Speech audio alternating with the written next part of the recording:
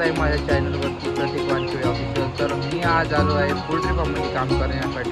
तर तुम्ही बघू शकता इथे लहान लहान छोटे छोटेसे कोंबडीचे पिल्लं आहेत आणि आता मला यांना चारा टाकायचं काम करायचं आहे. चारा म्हणजे यांचं फीड जे असतं ते आपल्या कणीस कॉर्न याच्यापासून बनलेलं असतं. तर आपण काम सुरू करूया आता.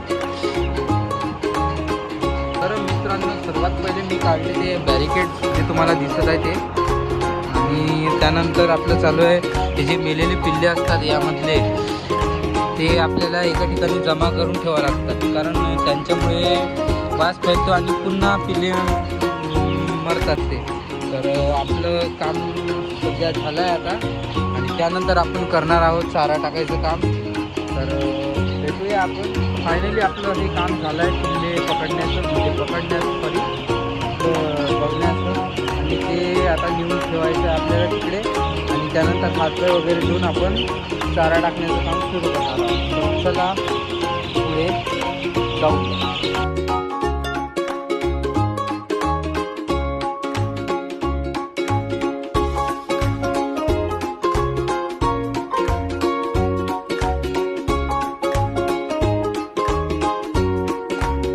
जसं की मला चारा टाकायचं होतं, पण मला आता हे जे चमचे आहेत याचे ते पुसायचे आहेत. ते बघा, याच्यामधून असं पाणी निघतं, यामधून ते पिल्लं पाणी पितात. तर आता मला यांना हे चमचे पुसायचे आहेत. बघा, हे कास्टिक सोड्याचं जे पाणी असतं हे याला लागून असतं, यामुळे पिल्ले मरतात, म्हणून याला पुसायचं आता मला काम आहे. तर याच्यानंतर मला वाटते की चारा टाकायचं काम मी सुरू करणार. मित्रांनो, आपलं चारा टाकण्याचं काम पूर्ण झालेलं आहे. मध्ये टाकायचं आहे आपल्याला. ते बघा, हे जे दिसतं ना चक्कीसारखं, त्याच्यामध्ये टाकायचं आहे आपल्याला चारा. आणि मग त्यानंतर आपले 6 वाजले की घराकडे.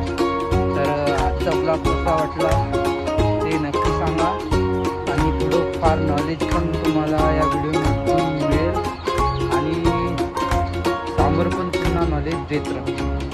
तर मलाही थोडं थोडं शिकायला मिळतं आणि तुम्हाला पण थोडं थोडं काही तर माहीत पडेल कसं हे बनल्या जाते, पिल्ले कसे तयार होतात, हे पूर्ण मी नक्की सांगेन.